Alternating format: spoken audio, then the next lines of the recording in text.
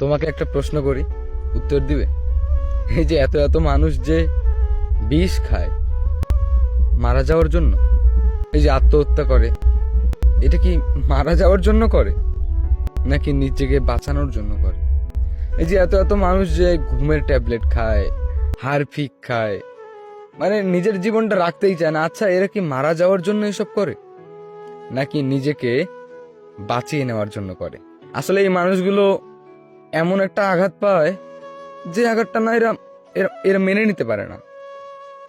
আসলে এদের দম নিতে কষ্ট হয়, এদের রাতের ঘুমকে হারাম করে দেয়, খাওয়া দাওয়া যা যাবতীয় কাজ আছে সমস্ত কিছুর মধ্যে না বাধা দেয়, গলা দিয়ে ভাতটুকুও নামে না। তাহলে মানে আমার প্রশ্নটার উত্তরটা কি দিতে পারবে? এই মানুষগুলো কি মানে মারা যাওয়ার জন্য এসব করে নাকি নিজেকে বাঁচিয়ে নেওয়ার জন্য এসব করে?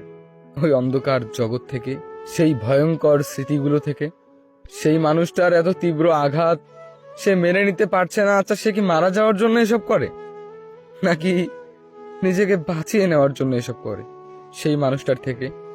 আসলে মানুষ কতটা আঘাত পেলে এরকম কাজ করে।